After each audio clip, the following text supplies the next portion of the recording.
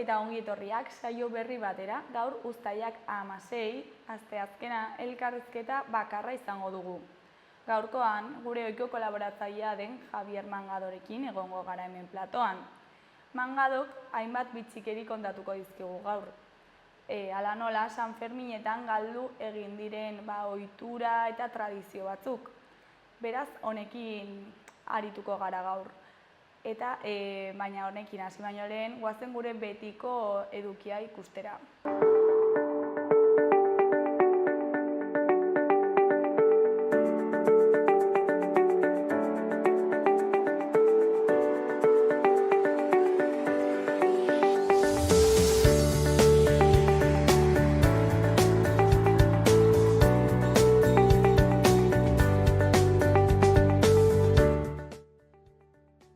Goazen orain gaurko efemerideak ikustera. 1945ko uztailaren 16an, Ameriketako Estatu Batuek bonba atomikoarekin lehen proba egin zuten Mexiko berrian.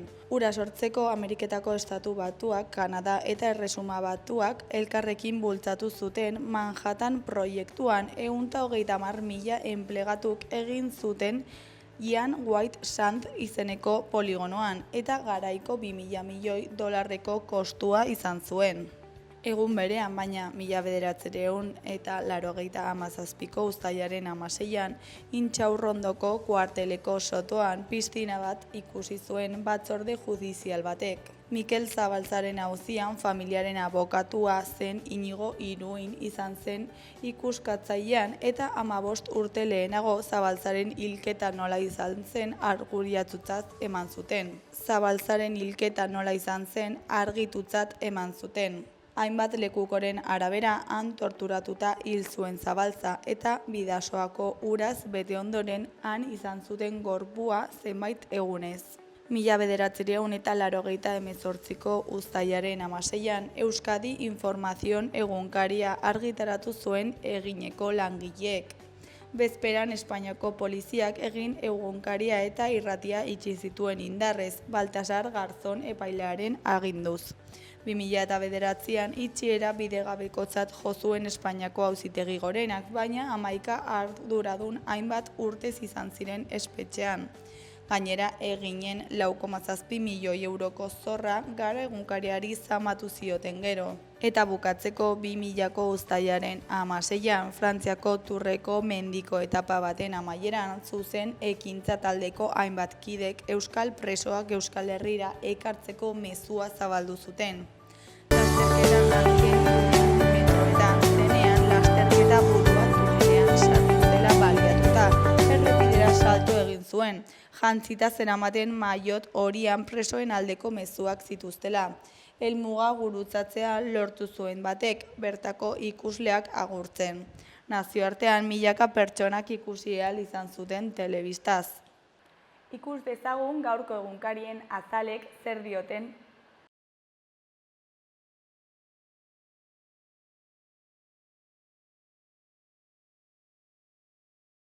Diario de Noticias egunkarian horrela dio lerroburu nagusiak.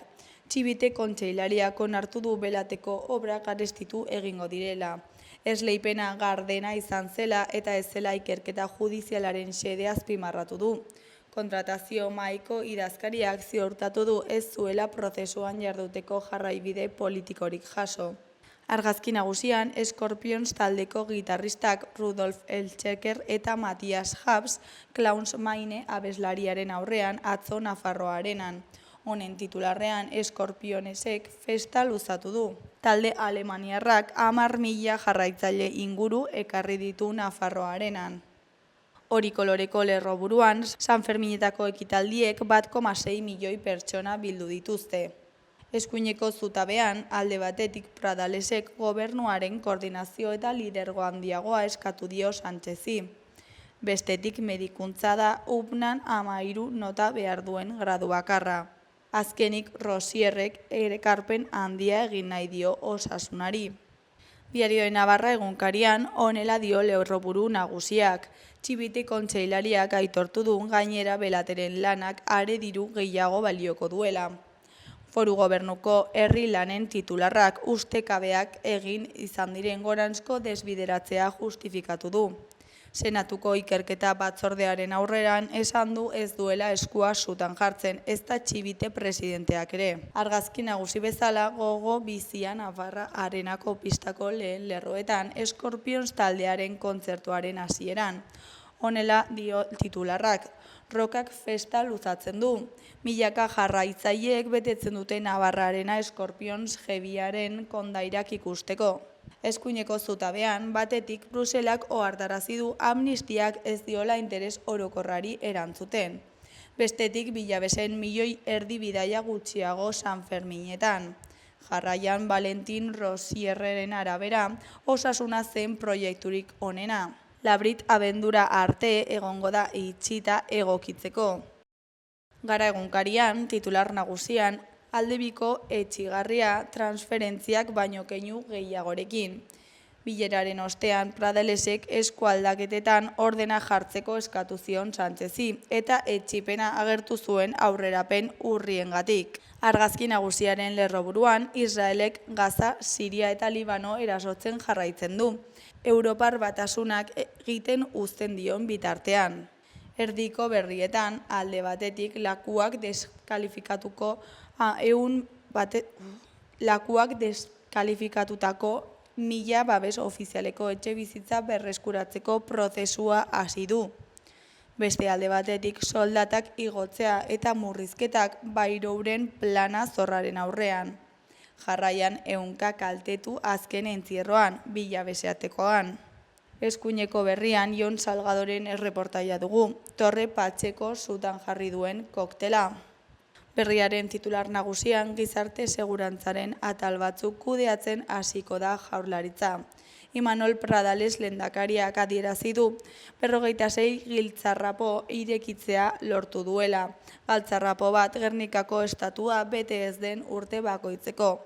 Jaurlaritzak ez ditu nahi adina eskumen lortu eta Pradalesek konpromisoa eskatu dio Sánchezi. Argazkian, Imanol Pradales eta Pedro Sánchez atzo Madrilgo Moncloa jauregian. Beheko argazkian, Erbil lehiaketaren 43. aldiaren irabazleak aurkeztu ditu Bizkaiko Foru Aldundiak. Amaia Suberbiolak irabazi du lehenengo saria, Gabriel Muruguzak 2. eta Izaskun Araluzeak 3. Parte hartzaileen obrak ikusgai daude Getxo Punta Begoñako galerietan. Honen titularrean, Ertibil sortzaile gazteen erakusleio. Goiko aldera bagoaz, Euskal Abentura, Zeirainen da Espedizio Laranja bide erdia eginda. Ezkerreko aldean, alde batetik, Nafarroan, berreskurapena gainberan. Beste alde batetik, murrizketa politika sakon bat egitea proposatu du Bairok. Jarraian, bihartik igandera bitarte egingo dute Errobiko 29. festivala. Euskal Herria irratiari dagokionez, titular nagusian, Joseba Asironen arabera, herritarren artean sortutako giro aparta nabarmentzekoa da. Egitarau ofizialeko ekitaldietan 1,6 milioi lagunek hartu dute parte. 430.000 bizilagunek ikusi dituzte sufestak eta 185.000 izan dira erraldoi eta buru handien kalejiretan. Beltzunea emakumeek oraindik ere jai eremuetan pairatu behar izaten dituzten erasoak. 2 izan dira intentsitate handikoak eta 12 arinagoak. Bat bera izaten den bitartean ezinen dugu balorazio borobila egin, adierazi du Iruñeko alkate Joseba Asironek. Eskuineko berrietan, goikoan, mugimendu feministako Amaia Zubietaren arabera, naiz eta egoera hobetuz doan, ezin dugu balorazio ona egin erasoak existitzen diren bitartean. 2025ko San Ferminetan intentsitate altuko 2 eraso eta 11 arinagoak salatu dira. Mugimendu feministaren iritziz, festak oraindik ere puntu ilunak dituzte. Emakumeak zenbait uneotan deseroso sentitzen dira ukimen komentario eta esaldi babosoak jasotzen jarraitzen dugulako. Azaldu du Euskal Herria irratian Amaia Zubietak. Behekoan eskirotzeko BSH-ko langileak azken bileraren atarian. Azken bilera du gaur Eskirotzeko BSH-ko lan batzordeak zuzendaritzarekin. Industria eta Trantsizio Ekologikoko departamentuaren egoitzan batzartuko dira, Iruñeko eraikin inteligenteetan dagoena. Enpresa zuzendaritzak itxiera eta mahai gainean 609 langileri eraginen die lan erregulazio espedientea jarri zituenetik azken aukera izanen dute proposamenak egiteko. Jarrera aldaketarik ezean, 5 multinazionalak eginen du Nafarroan inoiz izan den lan kaleratzerik handiena.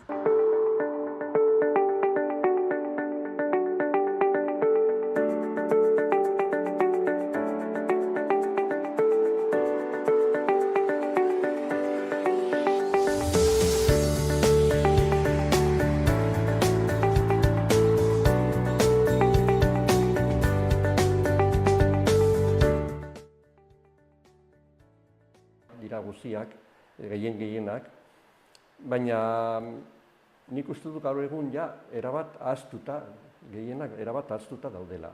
Ordan nolabait zera irudikatzen digu nolako Sanferminak izaten ziren joan den mendean, horreko mendean, eta lehenago, 19. mendean eta hola, zera asko aldatu dira Sanferminak, baina herrikoiak dira oraindikan aurreko garaiaietan ere bai herrikoiak ziren batez ere herrikoiak eta hainbat gauza olako gauzak ikusiko ditugu. Ordan lehendabizikoa ekarri ditudenen artean lehendabizikoa ekarri dut bat ospatzen kauia artean, ospatzen zena, egiten zena Txupinazoaren ondoren, justo Sanferminak txupinazoa botata, jautikita, arratsaldean egiten zen. Arratsaldean edo, txupinazoaren ondoren, eguerdian. Eta zen, baronetxearen prozesioa izenekoa da, Kasabaron. Kasabaron zen taberna bat, Jarauta kalean zegoena, Jarauta 27, zenbakian, beste hainbeste bezalakoa zen, ez? Baina baron, nausia, bazen tipo bat oso, herrikoia alde batetikan, ez? Jendearekin oso sartua, orduan zera, beti izaten zuen, garai hartan egiten zen bezala ere bai, ohitura zen, tabernetan jartzea, olako iragarki batzuk, letrero batzuk, abisatuz, antes de salir, pagar, edo olako batzuk, baina saltsarekin, bakoitza bere saltsa zuen. Orduan, Sanferminak helduta, aldatzen zituen, haien gorde, eta Sanfermin irudi bat, txiki bat, kokatzen zuen barraren gainean, guztion begibiztan. Eta Sanfermina pasata, bueltatzen zen, berriz aldatzen zuen, ez? Kontua da, alako batean, edo berari, edo bezeroei, edo guztien artean asmatu zutela, eta zergatik ez dugu egiten prozesio bat, prozesio alternatibo bat, ez? Eta ala egin zuten. Zurgin batek fabrikatu zuen olako handak izeneko plataforma bat, ol batekin, ez? Sanferminak 4 personen artean erabateko, ez pisukoa zelako, irudi txikia zen. Hau egiten zen 6an? Hori zen? Hau egiten zen 6an? Bai, 6an bertan. Txupinazoa justo ondoren. Eta atera zuten kalera, ez, Jarauta kalera, eta Jarauta kaletik goiti, hasi ziren ibiltzen, jakina, garai hartan oso itxura errotuta zen, poteoz ibiltzea, ez, potez-pote ibiltzea, ez, kalez-kale ardoa edaten, ez. Orduan, heltzen ziren, azkeneko muturreraino, kaleko azkerreko muturreraino, hau da Santo Handia, kalea, dagoen toki hartaraino, handik aurrera San Lorenzo kalea hasten da, eta han bazegoen beste taberna bat, Kasapako izenekoa. Gaur egun oraindik mantentzen da, baina beste izen batekin. Eta araino heltzen zen. Han, taberna hartan, ateratzen zituzten txorizo puskak eta gaztak eta ardoa eta hola, han amaiketakoa egin, gutxi gora bera, eta buelta. Orduan, hori kuadrilako kontua hasi zen, baina gero eta jendetsuago bihurtu zen, ez? Hori, hasi zen, hain zuzen, 1930an, esatu behar dugu, gerra aurretik, gerra zibilaren aurretik, ez? Gero eta jendetsuago, badaude argazkiak eta ikusten da nolako jendea biltzen zen, halako batean, La Pamplonesa eta guzti inkorporatu zen, gehitu zen, baina hori zen behin-behinekoa nolabait esateko. Ekintza zen arraserrikoia, eta orduan musika ere herrikoia zen, ez ofiziala, baizik eta herrikoia. Eta ziren bi txistulari bat eta tabalari bat, Bals eta Zapatero izenekoak, nik ezagutu nituenak, hori bai ezagutzera initzen nintzen, eta haiek ibiltzen ziren ere bai, gero erraldoietan. Erraldoiekin, bakigu, azkeneko erraldoiaren atzean ez dabiltzatela gaiteroak, baiz eta txistulariak. Eta orduan, garai hartako txistulariak ziren Bals eta Zapatero. Zaletuak, erabat zaletuak. Baina tipoak oso herrikoiak ziren biak. Eta jendea joten zen txuri eta gorriz? Ez. Argazkian agertzen dira traje modukoak? Bai. Aur bat ikusten da bai hor...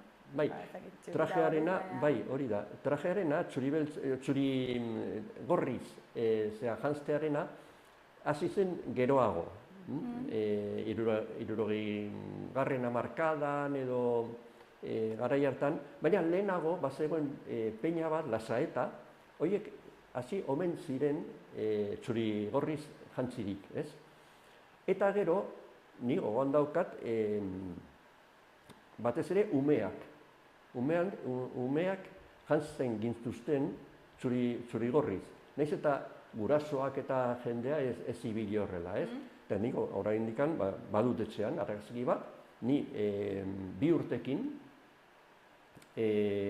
Foruen monumentuaren ondoan, ni txuri gorriz jantzita, baina gurasoak, nire ondoan zeudenak, eta inguruko jende guztia traje jantzita, bai, ezen ohikoa. Zapia bai, zapia jazten zen, baina ez uniforme, nolabait esateko, ez? Orduan, hori, gero eta jendetsuago bihurtzen hasi zen prozesio hura, ja kale osoa jendez beterik amaitzen zen, eta halako batean, 1952an, hain zuzen, ni jaio nintzen urtean, beraz ez nuen ezagutu, alkateak erabaki zuen debekatzea. Eta, ezen geratu berez, baizik eta aginduz. Eta zergatik? Alkatea bera aginduta. Eta zergatik, ez zelako errespetu osoa, ez, nolabait esateko. Igual protestaren bat izango zen edo, orduan, bertan bera, utzi zuten. Kontua da, gainera, beste detaile bat, taberna hura, Casabaron izenekoa, itxi zela, txizutela, 1957an. Beraz, 5 urte izan ziren etxe horrek, edo baron horrek antolatu gabe. Eta orduan hartu zuen, erreleboa, nolabait esateko, hartu zuen peña bat, garai hartako peña bat, baina oraindikan irauten duena. Oraindik bizirik dago, ez? Los Irunsemez. Bertan dute egoitza ere bai, zuten, eta haiek hartu zuten ardura, hori, alkateak debekatu arte. Eta han bukatu zen lehendabiziko ekintza famatu, komila artean hau, ez? Gero, gaur egun iruditzen zaigu arras lekuz kanpo ekintza. Eta da kirola. Kirola San Ferminetan ez dago agerian, herri kirola bai. Baina eskupilota igual. Eta eskupilota, baina bestelako kirolak. Adibidez, hemen, Iruñan, garai hartan, 20. mendearen lehendabiziko erdian, lehendabiziko laurdenean, incluso ez, hasi zen, piztu zen, zaletasun nahiko bizia, eta areagotuz joan zen, eta zen igeriketa. Igerilariak hasi ziren, hain zuzen, zegoen baron izeneko beste bat, beste persona bat, ez dakit nik zehazki familia berekoak edo ez, ote ziren, eta hasi zen, Club Natación erakundea, hasi zen garai hartan, jendea biltzen zen, igerilari horiek biltzen ziren Arga ibaiaren ertzean, igeriketa egiteko, bere zaletasuna, aurrera eramateko ez. Atea zen ja baten bat nahiko ona, nahiko txo ona, olio bat, eta horrek parte hartu zuen, lehen bat zegoen zeharkaldi batean, Ebro zeharkaldian, igeriketan, Zaragozan.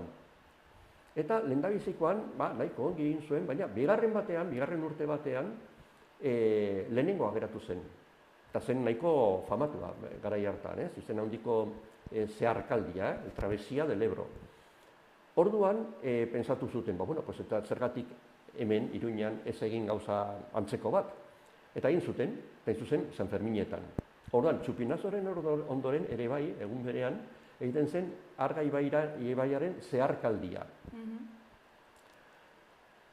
Hori ere, hasi zen areagotzen, jendea biltzen, eta azkenean jende handia biltzen zen, ez bakarrik Arga ibaiaren ertzeetan, baizik eta harresiaren gainean ere bai. Adibidez, Paseo de Ronda izenekoa, gaur egun Paseo de Rondan, han, Oko Ama Birjinaren plazan, han jendea biltzen zen, eunaka, ikustera.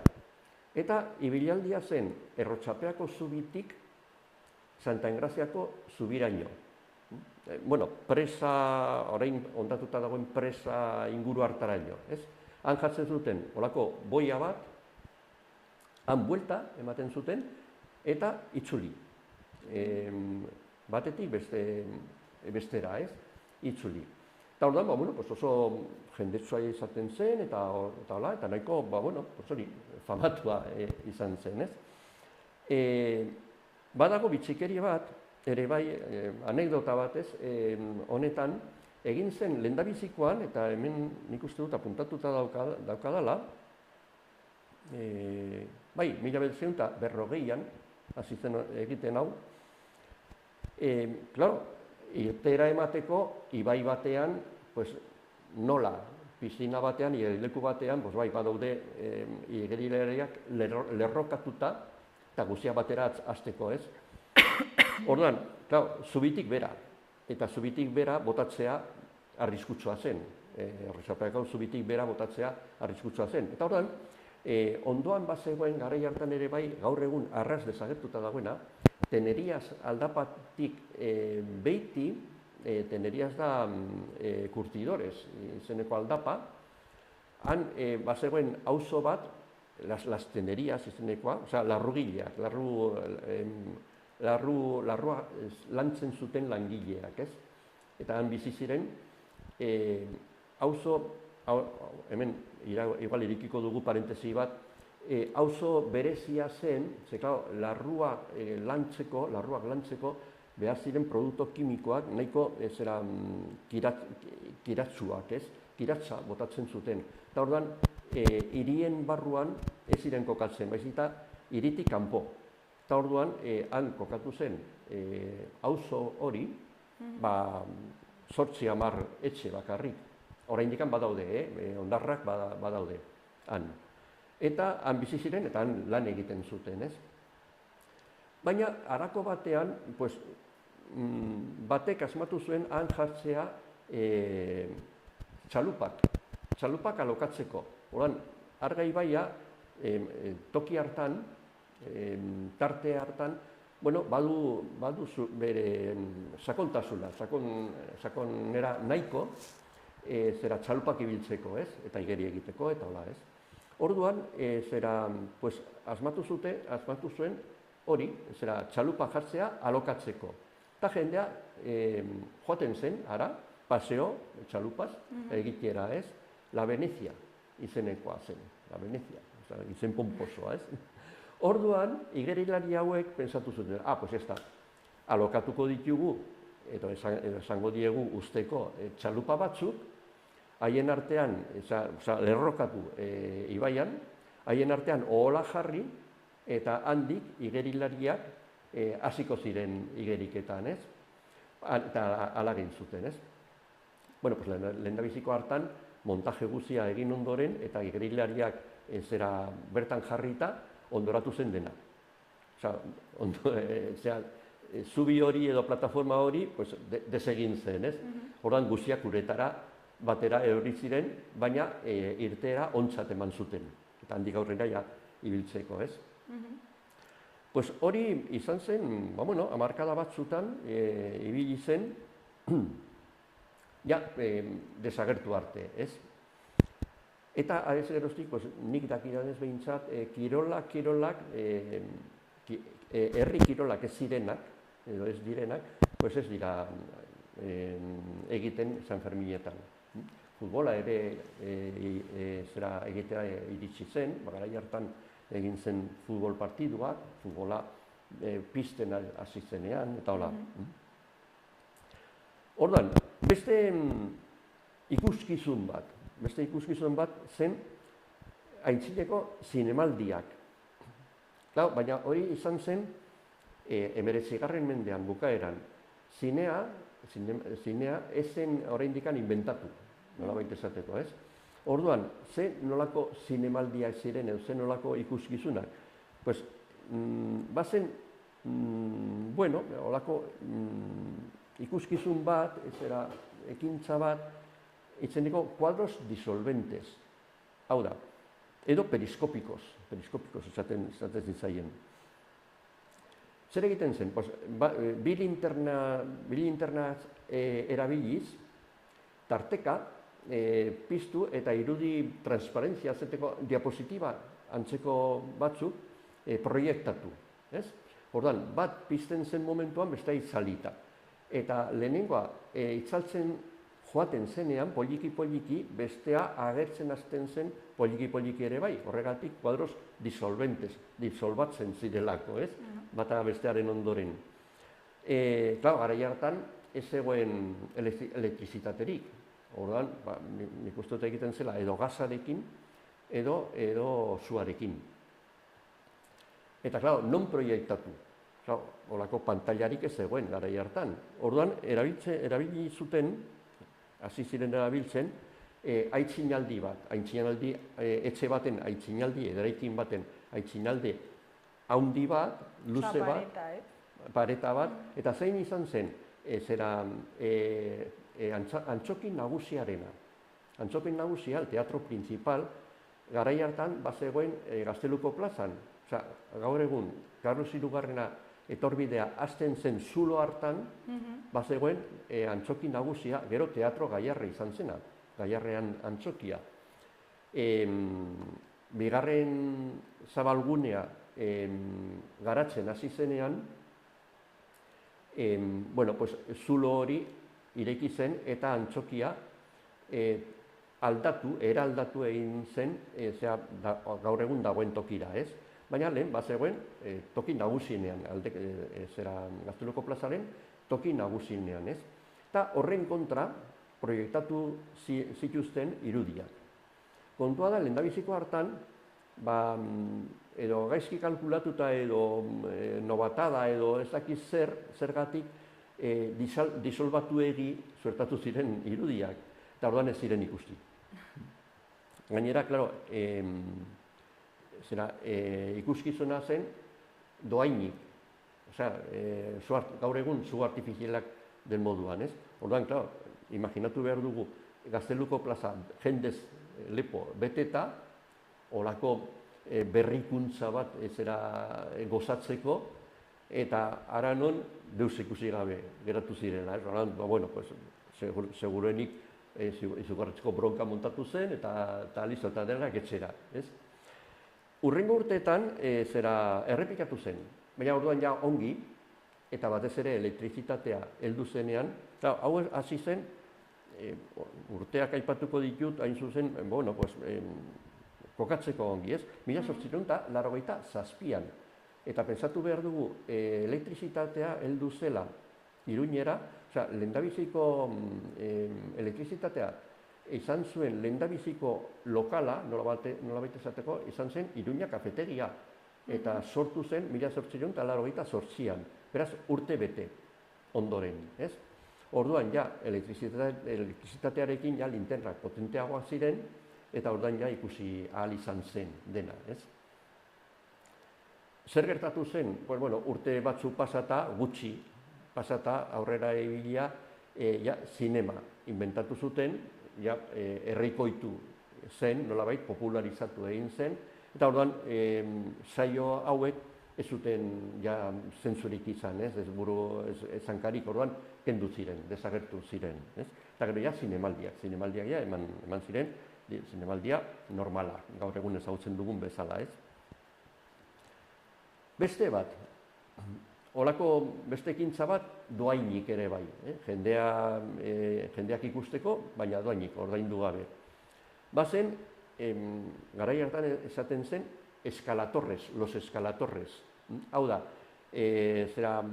gizon bat, normalean gizona zen, holako etxe baten aitzinaldetik gora igotzen zena, jakina, sokari gabe, segurtasun neurriri gabe, berez, tipitapa, gora, ez? Eta orduan, baziren batzuk, izan ziren batzuk, jendea biltzen zen ikustera, hori guzia, egiten zen San Ferminetan ere bai, eta bat izan zen oso famatua, hemen ekarri dut itzena eta dena, Nestor López, eskalatzailea, orduan honek garaia zen los años 20, 1929an inguruan hartan, ez? Orduan, hau igo zen Iruña kafeteriko aitzinaldetik goiti telaturaino, ez? Tartean egiten zituen hainbat ariketa, hainbat demostrazio egiten zuen ere bai erortzeko moduko batzuk, erori zelakoan, eta jendea, hor izututa, batez ere emakumeak, oiuka, eta hola, imaginatu behar dugu zenolako montajea zen, ez? Eta gero, telaturaino igo, eta pasatzen zen, bazuen jarrita, soka bat, kable bat, La Perla hotelaraino, txapitela karrikaren gainean, ez? Eta han, sokaren gainetik pasatzen zen gero, ekilibrioak egiten, eta hola, eta ariketak egiten, eta hola.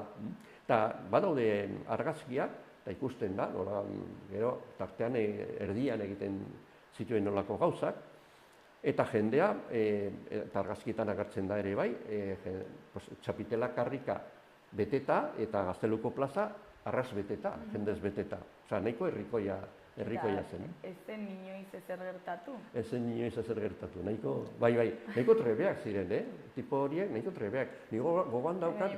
Ikusten da, desente altu dagoela, argazkian. Bai, hankaz bera, buruz bera jartzen zen ere bai.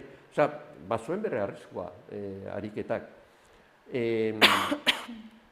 Gero, urteak joan ala, nik hori bai ezagutu nuen, hau jakina ez nuen ezagutu, baina bai egiten zirela, 60. hamarkadan eta hola, soka bat jarri, gaur Santander bankuetxearen Gazteluko plazan, dagoen terrazatik kioskoraino, holako soka bat, eta handik motor bat ibili, eta horren azpian, holako ekilibrista bat edo ariketak egiteko. baina motorra. Baina hau egiten zen, tipo bat ibiltzen eta eskalatzen eta hala. Gero, beste ikuskizun nahiko jendetsua, bere momentuan, izan ziren globoak, puzgarriak. Hori ere oraindik ikusten da, ez? Ikusten dira, bai, gaur egun ikusten dira, modernoak dira, baina bultzatzeko edo aireratzeko metodoa da berdina, osea, aire beroa. Lehendabizi, berotu behar da globoa ustuta lurrean jarri, soluan jarri, ez? Eta ventiladore batekin, azeztagailu batekin, zera aire beroa, aire berotuta, insuflatu den bertan, ez? Orduan, aire beroak, aire hotza edo normala, baino gutxiago pizten duenez, pisatzen duenez, orduan gora joaten da, ez? Orduan, metodoa zen berdina, berdin-berdina. Imaginatu behar dugu, Gazteluko plazaren erdi-erdian, kioskoa ez egoen gara hartan, erdi-erdian globoa jarrita eta piztu. Han piztu, berotu eta handik gora, ez? Pentsatu behar dugu, lehenengo elgalaldia, edo elgalaldi serioa egin zela, Frantzian, 1784an. Osa, 18. mendean bukaeran, ez?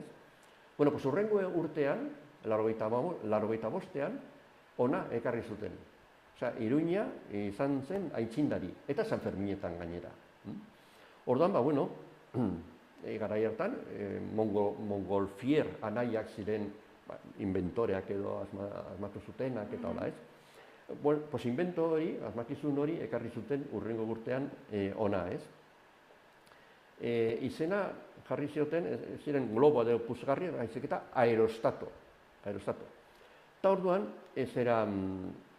gainera, hori, badu, saski bat gaur egun bezala, ez? Jendea sartzeko. Eta lehendabiziko haietan, bidaiariak, nolabait izan, bazen, igo eta jaitsi, lotuta, igotzen ziren lotuta eta jaistien ziren ere bai lotuta. Ez ziren ibiltzen gaur egun bezala, tokiz-toki, gora eta bera bakarrik egiten zuten.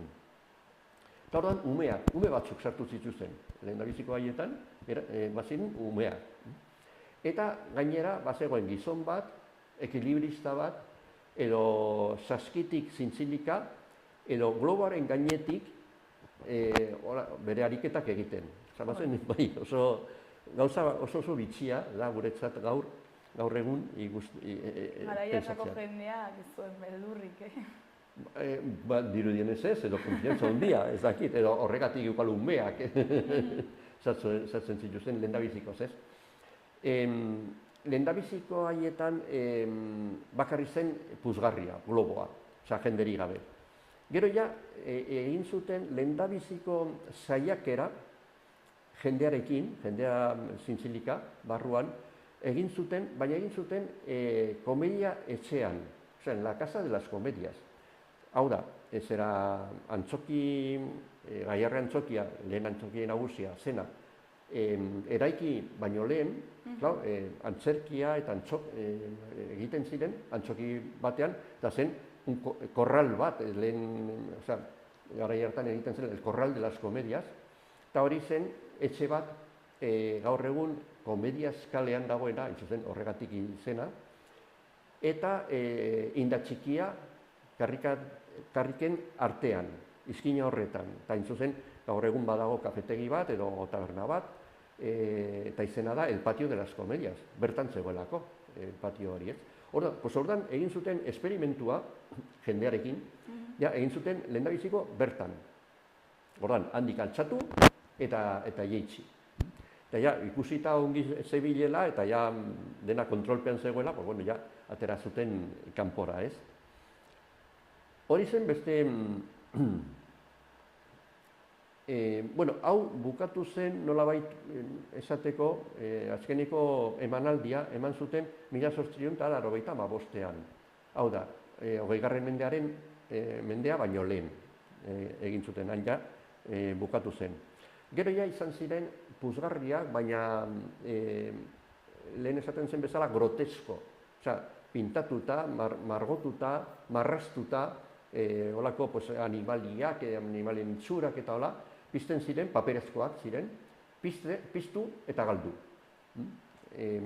Hemen, Iruñean, goratzen baldin badugu, duela urte gutxi, nolabait berritu egin izan zen ohitura hau, ikuskizun hau, eta egin zen San Saturnino egunean, uste dut gau batean, eta jendeari banatu zitzaien zera globo txikiak, puzgarri txikiak, holako lanpara txiki batekin, botatzeko denak batera, ez? Eta azkenean, oso polita izan zen, baina gero agertu ziren marreiatuta horiek guztiak eta bildu behar izan ziren ez dakit nola. Ezkaban agertu ziren batzuk adibidez, haitzeak eraman da, eta orduan, nahiko ez da errepikatu, ez da berriz egin. Baina, tradizio hori nolabait, zera egon zen, ez? Gero, beste ikuskizun, zera herrikoi bat, doainik, espektakulo doaina izan zen, majoreteak, las majorets, esaten zen. Eta zer zen hori, zertan zetzan hori, nahiko bitxia da gaur egunetako begietatik ikusita, baziren neska gazte batzuk, 13 eta 20 eta gutxi urte artekoak, hori uniformez jantzita eta minigonaz jantzita, desfileak egiteko, ez era makiltxo batzuekin, jolasten eta hola, formazio bezala, soldaduak izango balira bezala, ez? Hori, ohitura hori, Frantziatik zetorren, nahiko errotuta zegoen, adibidez, atarratzen, Nimes, Bordelen ere bai, baziren taldeak, golako neska gazten taldeak, eta handik ekarri zituzten, Iruñera, San Ferminetan, 1978tik 1973. Osa, 5 urte horietan, ibili ziren San Ferminetan neska horiek. Bai kalezkale, bai zezen plazan, goizean, egiten zituzen beren ikuskizunak. Osa, kokatu behar dugu gure burua garai hartan, ez? Osa, zensura handia zegoen, orduan, ikustea olako neska frantsesak gainera, zera minigonaz jantzita, zen, olako zera mugimenduak egiten eta hola, bazen, jendea, batez ere gizonezkoak geratzen ziren, aho zabalik eta hola, bizka bat, eta emakumeak aserre, ez? Ordan, nahiko bitxia izan zen bere momentuan, eta ja hori bukatu zen. Zan behar da, azkeneko urteetan, horietaz aparte, osatu zela, ja, talde bat hemen, Nafarroan, Tafallan. Eta Tafallan osatu zuten majoret talde bat. Eta haiek etorri zirela ere bai, zera Iruñera, San Ferminetan. Laguntzaile moduan, Don Iban elkarteko banda ateratzen zen ere bai, haiekin batera desfilatzera. Eta beste ohitura, bitxi bat izan zen. Atzera jotzen baldin badugu denboran, orain aipatzeko besterik gabe, tipo berezi bat sortu zen, tipo berezi asko izan dira Iruñean, historian barra batez ere azkeneko urtetako, mendetako historian barra. Bazen Omalata, bazen Antierra, bazen holako jende batzuk, baina tipo hau zen nahiko bitxia, ipurterrea ere bai, eta hainbat gauza asmatu zituen Ramon Karizketa, oia, esatzen ziren.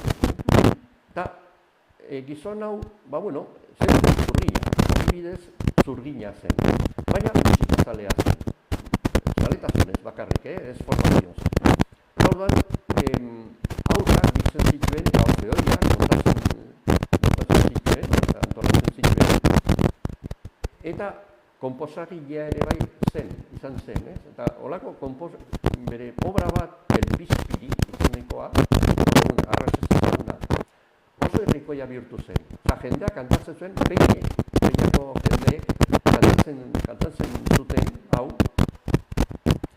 La Pamplonesa banda incluso zuen partitura ura,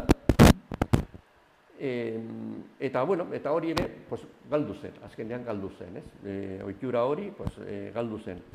Baina tipoa zen nahiko hori bitxia, bere bizitza izan zen nahiko gorabeheratsua ere bai, bazituen kartazalea amorratua zen, barakazale, kartetan ibiltzeko eta, baina trampatia zen, trampak egiten zituen, ez? Normalean abila zen eta ez zuten harrapatzen, baina batean edo bitan bai harrapatu zuten. Ibiltzen zelako ez bakarrik Iruñan. Iruñan ja ezagutu zuten eta berarekin ez zuten berarekin jolastu nahi, ez, jokatu nahi kartetan. Eta orduan Iruñerrian barna ateratzen zen. Talako batean Badoztainen harrapatu zuten trapak egiten eta bazen bibote duna, bibote erdia moztu zioten. Zigor bezala, ez? Beste batean, uste du Barainainen izan zela, harrapatu zuten ere bai, eta orduan hilea moztu zioten alzero, arras, eta hori, horako gauzak egiten ziren, ez? Ez pizpiri. Eta partitura gordetzen da, partitura badatzen ere bai, eta gordetzen da. Eta horren nolabait esateko ondorengo bat, ja gure garaian, izan zen el Guti, Francisco Javier Gutiérrez García, bazen beste tipo bat, nahiko, mugitua eta asmatzailea eta hola, eta halako batean, pobre de mi saioa, osea, Sanfermina bukatzeko, ez? Antolatzen hasi zenean, Udaletxe plazan, orduan, halako batean, heldu ziren bere kuadrilla, heldu zen berandu, eta ez zegoen modurik sartzeko, Gazteluko Udaletxeko plazan, jendez beterik zegoelako. San Antonetik zebiltzaten, eta orduan ikusi zuten ezin pasatu, ez? Orduan pensatu zuen, goazen Kontseiluko plazara, han badago iturri bat, Neptuno iturria, eta, esan bilduko gara eta abestuko dugu, herriko abestiak eta hola, eta hala hasi zen. Hori bihurtu zen, hasi zen bihurtzen, gero eta jendetsuago, gero eta jende gehiago biltzen zen, eta gaur egun oraindikan mantentzen da ohitura hori, eta jende asko biltzen da. Osea, plaza betetzen da, eta inguruak ere bai betetzen da. Kontua da... San Francisco plazaren ondoan dago. Hori da, plaza txiki horretan, han. Orduan, gizon hau, tipo hau,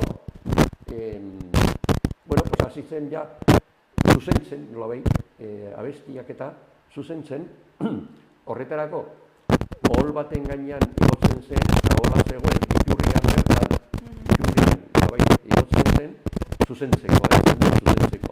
Eta, nabaritzeko, jazten zuen jaka gorri bat, ongi ikusteko, eta txapela, kapel bat, hoteleko laguntzaileen los botones esaten dena, ez? Antzekoa, konserjeak edo, holako kapela bat jantzita, eta horrela, zuzentzen zituen, ez? Kantuak eta historiak. Kontua da, gizon hau, gaixotu egin zen eta azkenean hil zen, zendu zen, baina bera nabaritu zuenean bera zijoala eta orduan esatu zuen, hau mantentzen da, orduan merezi du norbaitek hartzea ardura hori eta orduan eman zien nolabaiteko ardura beste talde bati, ez? Osea, lehen Kazabaron prozesioarena gero los Iruñen Espeñak hartu zuen bezala, gaur egun San Saturninoko Fradiak hartu du ardura hori, ez? Eta gaur egun egiten duena San Saturninoko Fradia, nahiko ezaguna, hemen Iruñan, eta arek mantentzen du.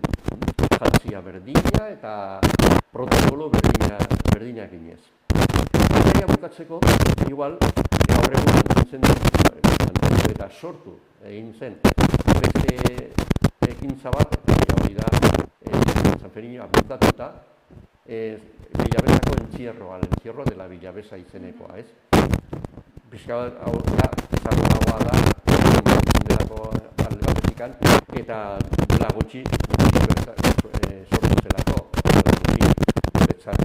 zaharrontzat betzatez, eta garren hamarkadan sortu zen, eta hori sortu zen ere bai, jende batzuk, kuadrilla batzuk, elkartu zirelako, eta Sanferminak bukatu ezinez, nolabait esateko, asmo horretan, pues, autobusa, bela Villavesa esaten duguna, ez?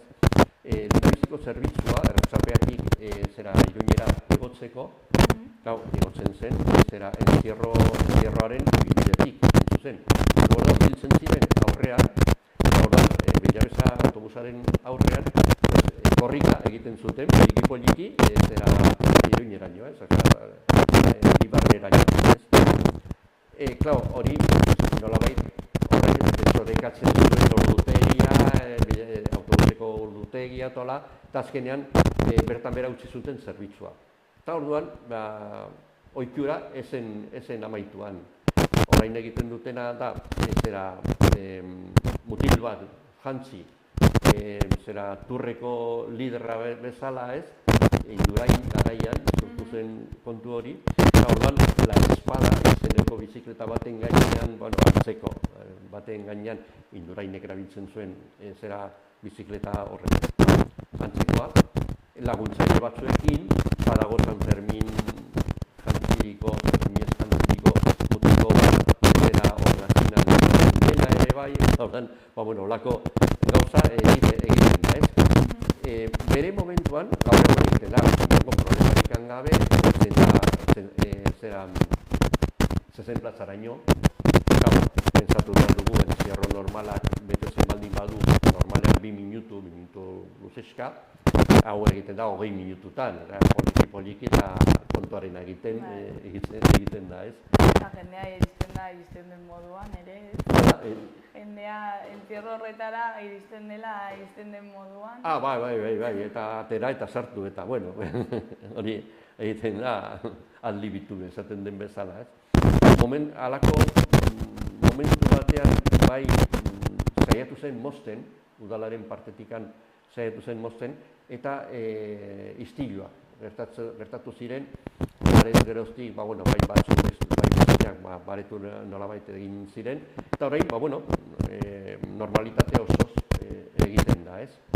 Eta hauek izan dira izpi batzuk, nolabait esateko, Sanferminetako izpi batzuk, normalean programa ofizialen agertzen ez direnak, eta ez zirenak, gainera, badago el estruendo, ere bai, gaur egun programatik kanpo dagoena, subentziorik gabe, haiek esaten duten bezala, baina, garai hartan, beste batzuk, ere bai, arrazerrikoiak batzuk, beste batzuk udalak antolatuak, baina doainik, beti, jendearen alde, Sanfermin herrikoiet, Sanfermin herrikoietako izpi batzuk izan ziren. Hau izan da gaurkoz dena. Bueno, mila esker, beti bezala, oso interesgarriak. Eta pizkat atzera begira, ez? Hoi da. Eta, hurrengo arte.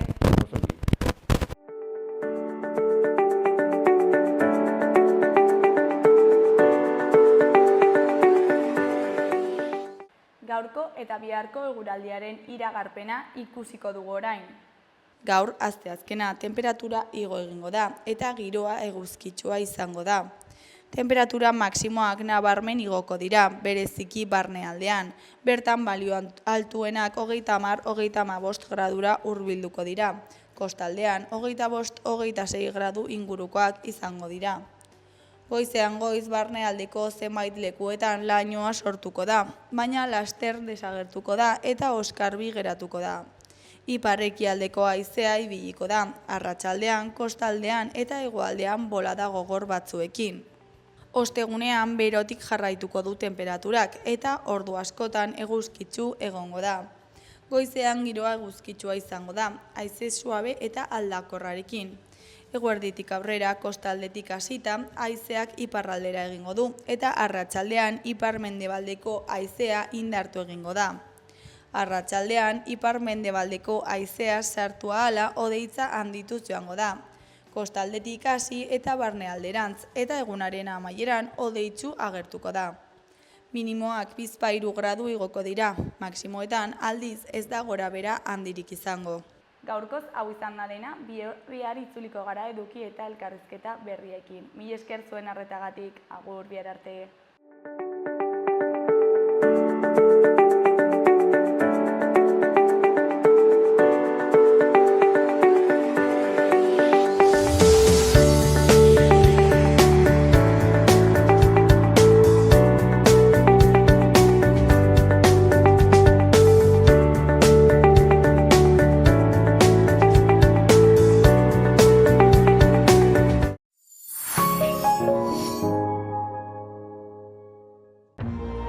Gobierno de Navarra. Nafarroako gobernua.